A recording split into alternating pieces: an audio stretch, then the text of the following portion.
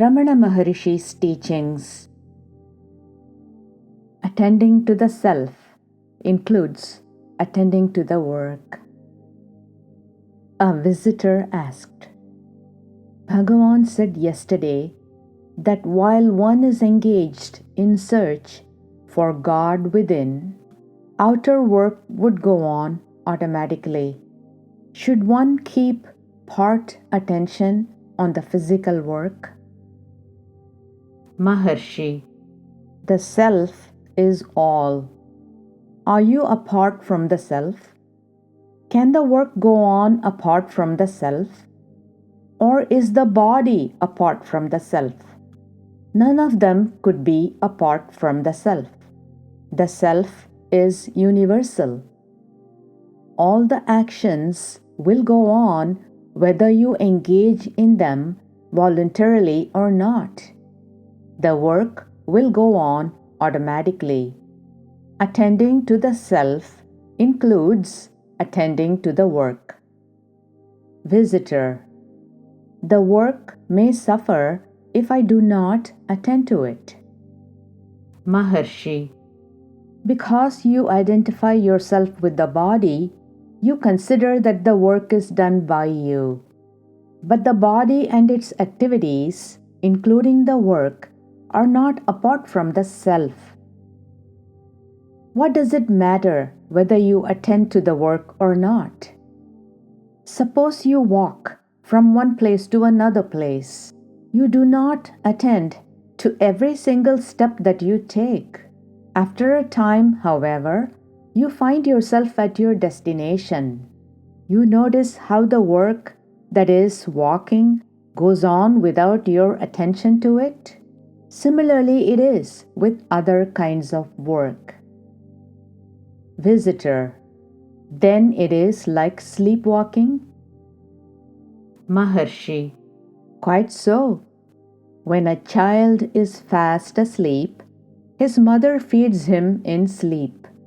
The child eats the food quite as well as when well awake. But the next morning, he says to the mother, Mother, I did not take food last night.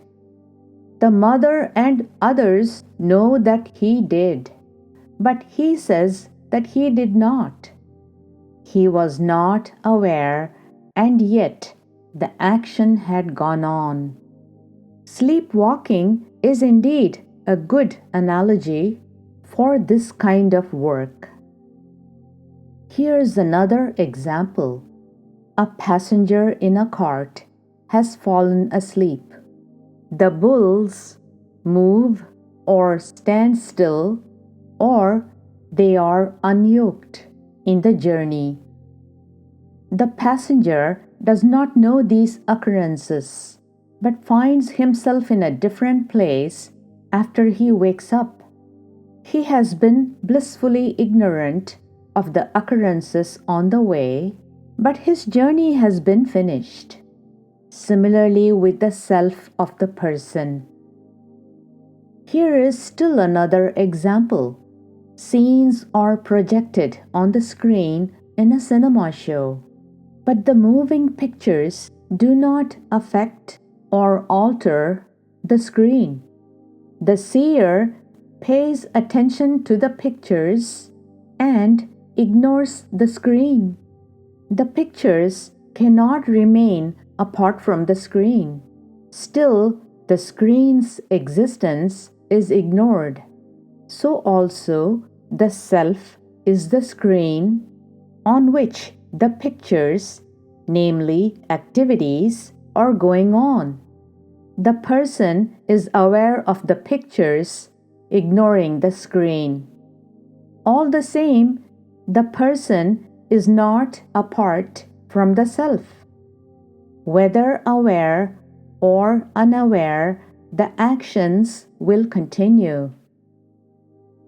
The visitor said, We have to deal with a physical body in a physical waking world.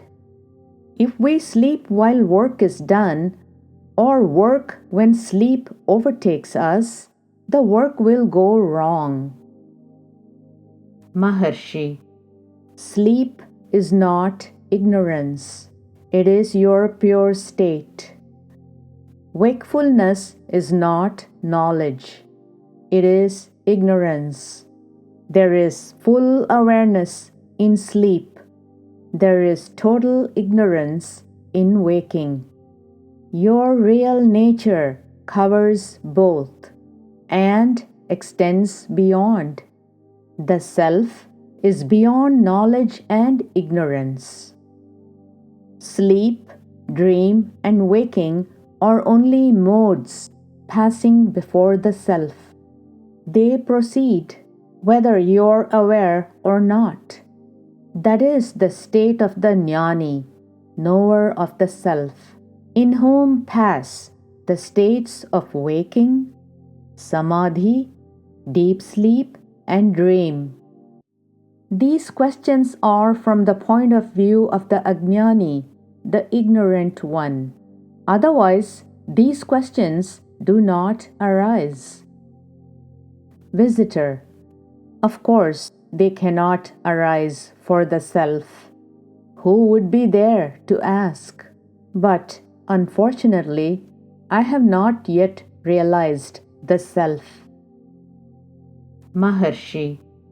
This is just the obstacle in your way. You must get rid of the idea that you are an ajnani, one who is ignorant of the self and who is yet to realize the self. You are the self. Was there ever a time when you were apart from the self? So, the gist of Ramana Maharshi's teachings in this practice is the self is universal. So all the actions will go on whether you engage in them voluntarily or not. The work will go on automatically. Attending to the self includes attending to the work.